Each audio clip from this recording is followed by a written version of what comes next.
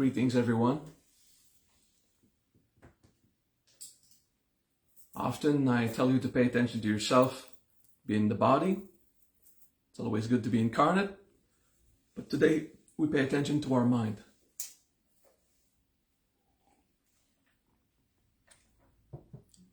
Read, relax, and pay attention to your mind.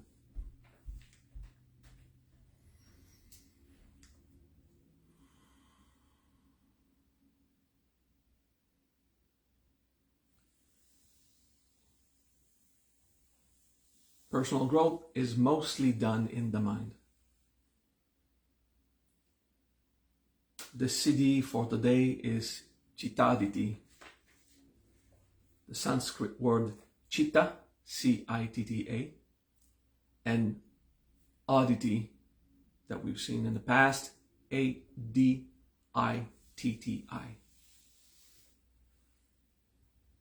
We've used these words in many other cities before. Chitta is the mind. Don't confuse it with Chitta, which is a nervous system. Chitta is the mind. And Aditi means free or without chains, or not being blocked. No, free, not a prison. Okay. So CittAditti is free your mind, or the freedom of mind.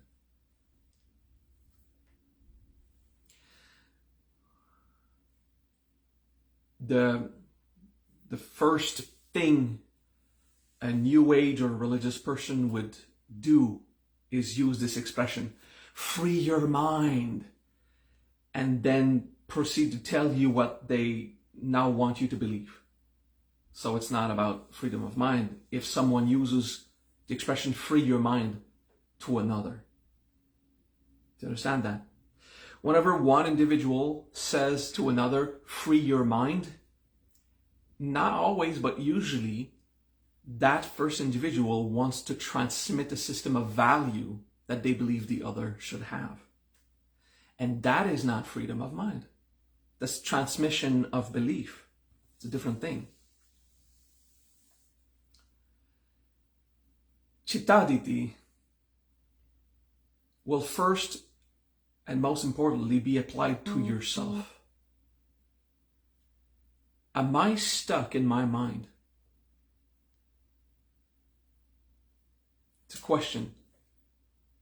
And of course, we've got chains and blocks in our minds because we're human beings. We have conditioning, have beliefs, trauma, and desires. Sometimes we just enjoy things in a certain way. Okay, preference. And that's all good. That's acceptable. That is being human. The practice of the CittAditti will help you free your mind in the true sense of not being stuck in all the mental and emotional motivations you have. It will help you transpass this, okay? I want to give a few examples of these, of how we're stuck in our mind. And it has nothing to do with a new ager or a religious person that comes to you and says, free your mind, and basically open yourself to my beliefs. No, that's not it. In a gym where people train, you've got the culturists and the athletes, and they have routines, ways of training to avoid that you will hurt your back, your body, your muscles, and get the maximum performance. And then you have someone for CrossFit that arrives, and the CrossFit trainer says, all right, pick up that rock and use your back, put your back into this. What? And all the other gym people are cracking up. It's like, use your back? You're gonna hurt your back. I heard a joke recently. about CrossFit was invented by chiropractors and kinesiologists who wanted more business, who wanted more bodies to repair. It was funny. Because CrossFit, when you push it too far, beyond the limits of the body, of course, it can be damaged. But within the limits of the body, it's actually very functional.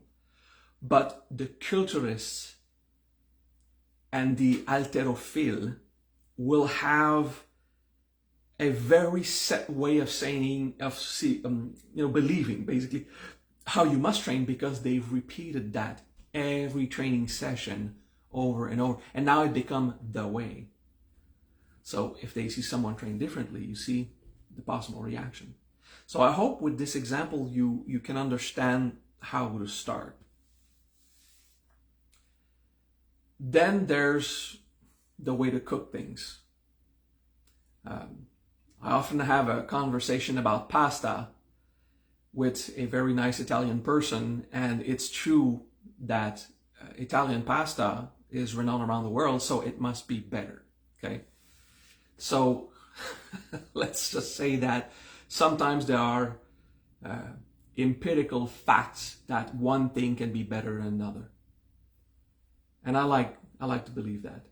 However, if we cannot maintain a state of peace when someone else does things differently, it is a problem. Do you understand what I mean? So let's say I was with my children and I did a recipe that was Creole. So basically you should never mix beans and seafood or stuff like that. I mean, there's stuff you can't mix together. Well, not in Canadian culture, and probably not in any European culture, but in the Creole culture, you put beans everywhere, and you can put beans with seafood and, have a bean gumbo, and it's wonderful. And it's just an experiment, but still, the reactions of my children, who were early teenagers at the time, was strong because they have never seen it. But if they had been raised in a different culture, they would say, "Oh, gumbo, I want to eat those beans and shrimp together," You know what I mean? We are educated in how we like things. We are educated how things should be done. Then there's the empirical facts. Some pastas are cooked better than others. You know that as a fact when you eat Italian pasta compared to Mexican pasta. Mexican pasta sometimes, not all the time, but sometimes it's not even pasta anymore. It's some weird mushy thing because it was boiled too long. And that's a system of belief. But this is not the point of the class. Why would you lose your sense of peace when something is not done the way you like? You see, this is the main thing about CittAditti. It's about, why am I not at peace when things are not according to my program, to my system of training, my system of eating? Okay. Another example. Video games. I play video games. There's this new ager study with me, just 2 seminars, I think. You learn I play Battlefield and Call of Duty and stuff like that.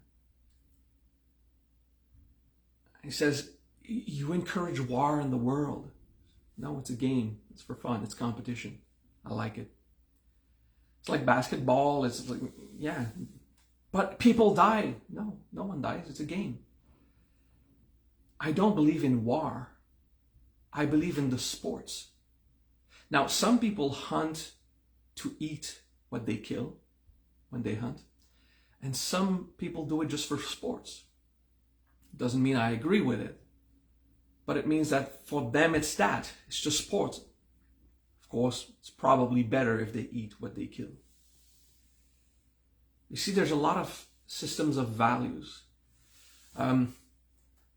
speaking with Americans who live in the countryside and they have guns at home. And having the same conversation with Europeans with a good system of police, and they just can't believe how much Americans love guns and have guns. But the fact is, in America, there are places, not everywhere, but there are places that if you call the police, it will take 1 hour for them, even if they drive at the quickest speed. There are places that it's a sheriff system, there's not enough population on a big piece of land to justify a 1-minute intervention or a 2-minute intervention. So these people, if they don't have guns, they can't feel safe because there are bad people who would want to take their stuff one day. Yes, it happens. I mean, it's still the Wild West in a few of these places. Now, I'm not saying I'm in favor of these. I'm not giving my opinion. I'm saying that if you were in a place with no police to protect you, you probably would learn how to use guns. And make sure to advertise, we are gunned here in this house. And then you think, yeah, but same conversation with a Quebec guy. Guns kill. There are children who die because of gun accidents. If there were no guns, we would not have death like that.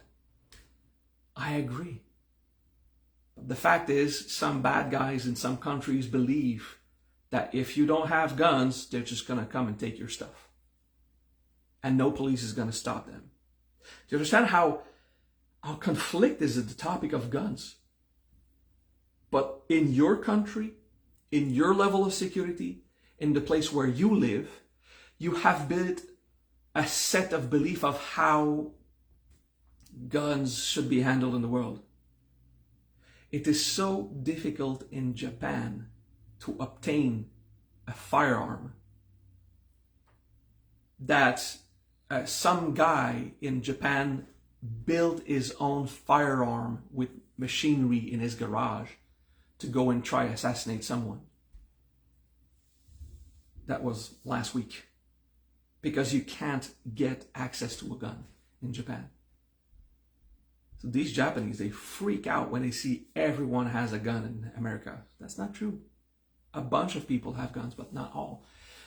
Now, do you see how I'm talking about a tender subject, a topic, firearms? This is much more profound. It affects you much more than talking about pasta or how to lift weights in a gym. So I'm just going deeper with a subject that is disturbing. How much are you stuck in your mind? If someone does something in the world differently than how you would do it. And you see, your mind will fight, but there's reason why, and then you would list all the reason why guns should be handled this way, how weights should be lifted this way, and how pasta should be cooked. You have the thing about CittAditti is the battle is constant. Do you understand that? The way the world was created as a jungle, and from that jungle we rise, because in the past we would eat raw meat, and sometimes it got us sick, so we discovered to put it on fire and kill the bad stuff, and now we started to cook our meat. And then we learned how to put seasoning on it. There's people who cannot eat a steak without ketchup. And there's people who completely go angry if they see ketchup on a steak, even if it's someone else eating it. They just don't disagree. Oh, you put ketchup, but you lose all the flavor of the meat. They literally get angry.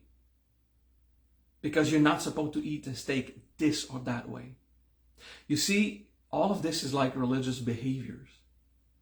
We are so much in a way to see things that just be exposed to differences starts a battle. Okay.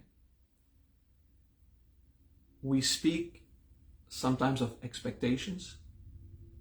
And we would often teach in personal growth about falsehoods and egocentrism. And there's a third one that we rarely speak about: over certainty. That over certainty is so deep, so vicious. It is how you are absolutely convinced that you know how life should be in every single aspect. And it is a battle inside. Just because we're exposed to differences, just because we're exposed to new things, this is where the Siddhi of CittAditti becomes important, or useful, I would say. It will first try to reveal to you where you're stuck in your mind, with your chains, your prisons. Of course, there are better ways to do things than other ways. Of course, because trial and error, empirical facts, science, evolution, civilization, of course. Of course we can get better. CittAditti is about how much do we lose our sense of peace, or even become reactive and emotional, angry, from being exposed to the differences. Do you see what it means? Even if you know a better way to do things, is it worth losing your sense of peace when you're just talking about a different way?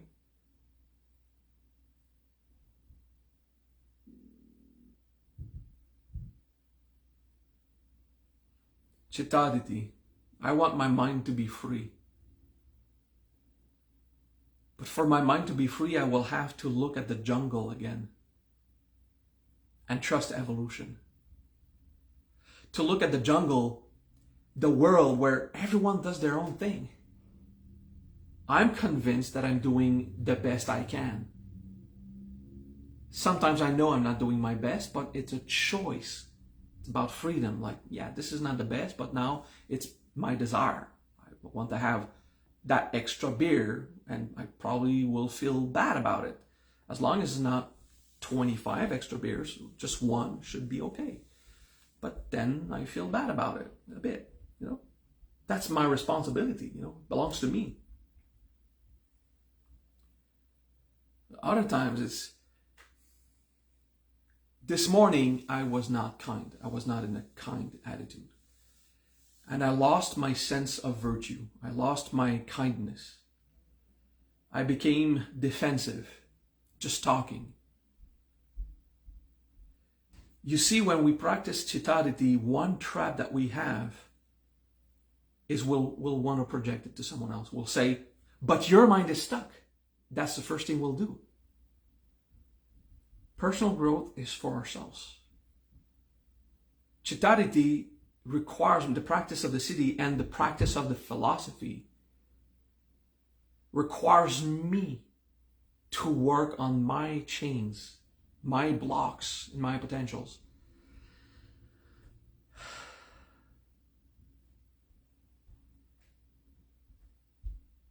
It's so easy to look at others and say, free your mind.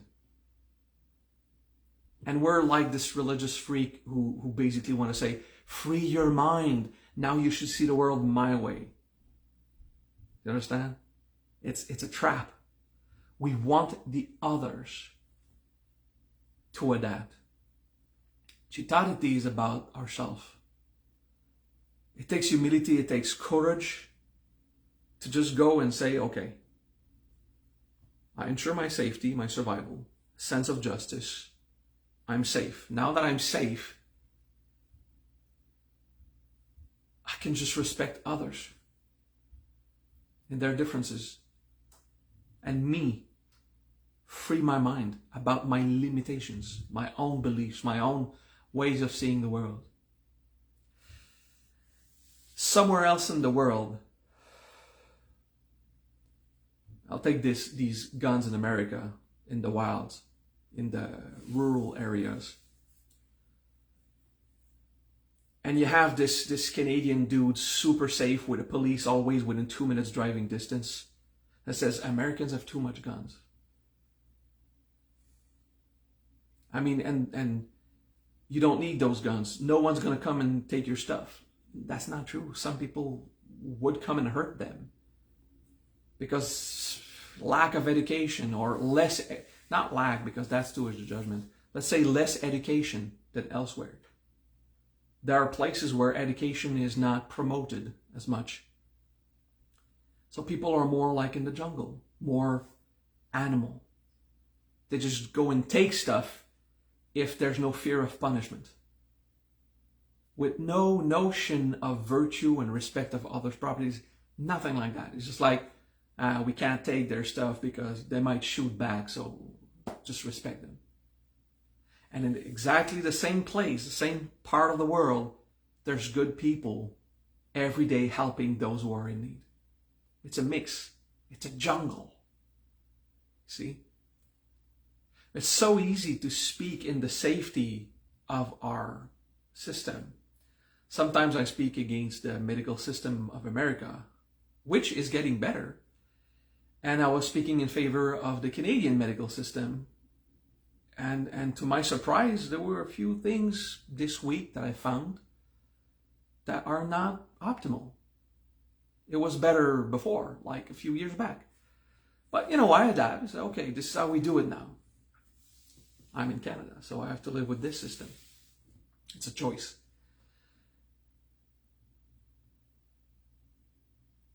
I'm the one responsible for looking at my chains, my blocks in my mind. It requires humility and courage to let go of control and let people live how they live, and I will do my best to be a good person. My overcertainty runs deep. I'm human. CittAditti is a practice where I affirm with a transcendental Siddhi, I want to transcend the limitation of my mind.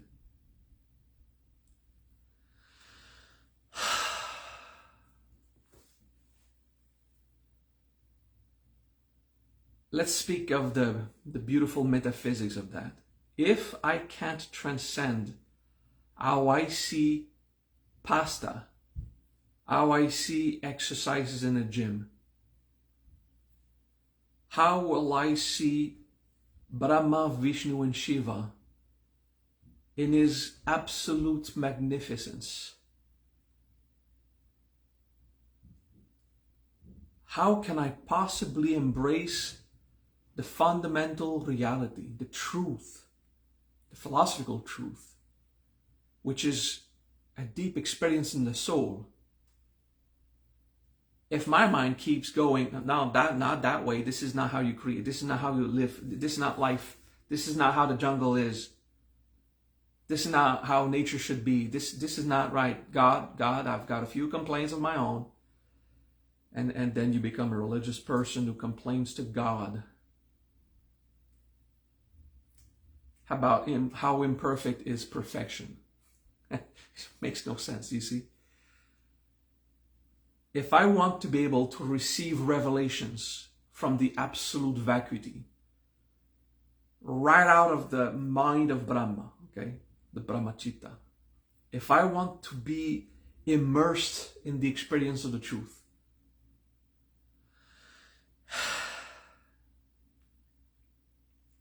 I'm going to have to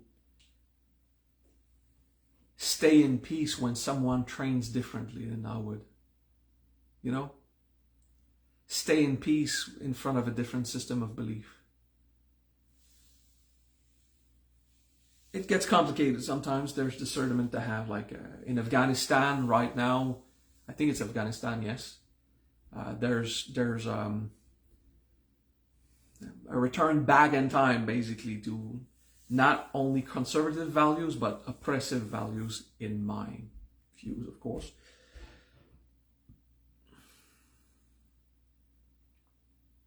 If people have a law on how you have to dress, it should be their own laws. The problem I have is when they start killing young girls for doing an activity that only young boys are allowed to do. You see, when the punishment is not only oppressive but murderous, you know, this is a problem. And this is where we need to talk about of discernment. To be free in my mind about pasta and gym exercise, and who can own guns in a place where people are trying still to evolve and get better. And America is getting better and better. It is surprising that there are good things going on there, that it was complete chaos just 20, 30 years back. And I can respect how they are dealing with their trials from my Canadian point of view. I don't live there day to day. I can't judge how they decide to do things. But obviously they're getting better, for real. Now, looking at Afghanistan from my comfortable Canadian point of view, I obviously see, because I've got a bit of education, that the violence that happens in that country, this is not about how open-minded I am. This is unvirtuous, vicious, okay? So this is about recognizing good and evil. Just, my son would say, we still don't have any definition, mathematical or philosophical or in any way, to define what is good and what is evil. And good and evil is so subjective that, okay, and he would go on this philosophical discovery of his, which is very nice, because he's really cool thinking about all of these things, good and evil. Like, I even believe what he says. However, there's a fundamental, basic, this is okay and this is wrong, when you go kill a young woman because she wants to play soccer. Do you understand? This is just basic. This is not something about your views and your mental blocks. This is virtue versus viciousness. All right? So let's not fall into little traps. Sometimes it's not about the CittAditti or how you must free your mind and accept that others murder their own population for religious reasons. Okay, so keep your wits about and keep your good sense in order. Okay, so basically I wanted to talk about this so that you don't fall in the let's apply CittAditti to everything, let people do whatever they want, and you know, it's okay. I mean, he was angry, so he beat up his wife to death. I mean, it's his right. No, it's not. Okay, don't fall into the extreme trap of this. Okay, so that we can apply CittAditti where it applies, in the building blocks in our mind on over certainty. Okay, system of beliefs that block our own emancipation. Okay, so the trick I found is, don't talk religion or politics in the context of CittAditti. Don't apply it to a world order. Keep it for yourself. Do it for you. How can I unlock myself from my own beliefs? Because until I'm confronted to them, I don't even know I have these beliefs. Until a life experience shows me where I have a system where I'm over certain, I'm not even aware that I have this block in my mind. And because of that, maybe I won't see it when it happens. Because of the block, I might not see the block. I might just close myself. No, this is not how you do it. You see?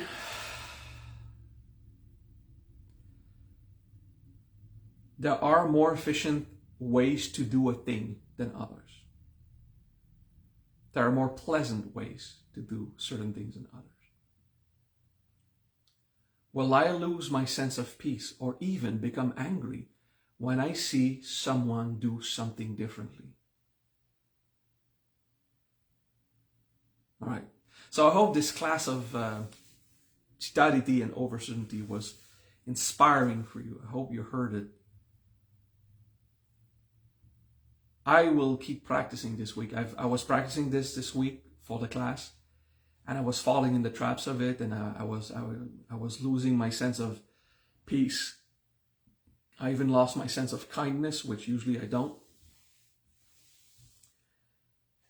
It's important to recognize it. My flaws are mine. Recognize the temptation you'll have when you see someone stuck in their ways, and you'll say, he's stuck in their ways. He should, first, of course, you can objectively observe someone stuck in their ways and talk about it. You can. But see how you'll use this to not look how you were stuck in your ways.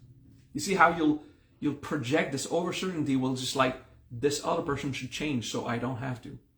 So that I don't have to unlock myself to the absolute truth. It's pretty crazy. All right. Let's do a minute of practice now so we can cover another aspect of the teaching. Did I just say cheating? I think it was a lapsus because of the citta. Still. CittAditti. And the attitude will be the humility to recognize I'm the one who needs to free my mind.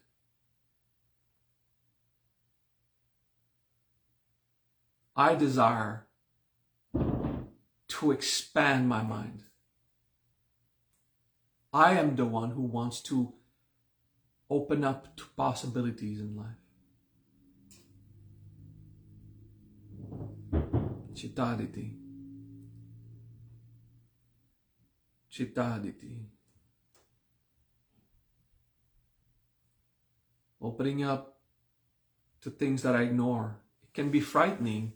I have no control over what I will discover. CittAditti. Just open it.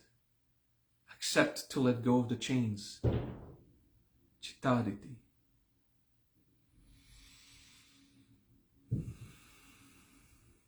In the process of discovery, stay safe, prudent, and just.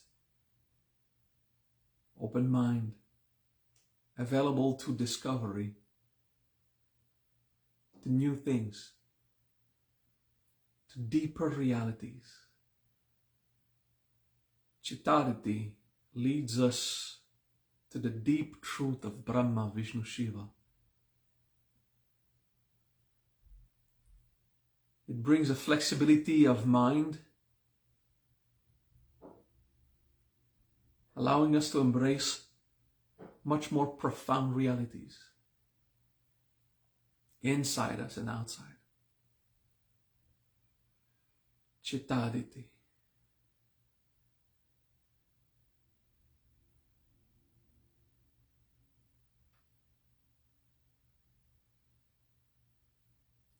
CittAditti.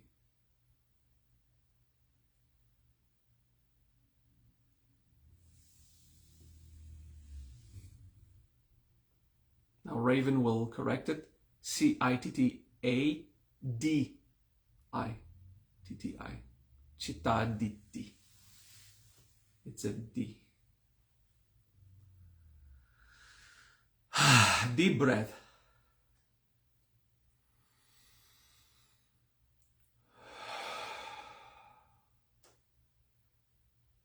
CittAditti.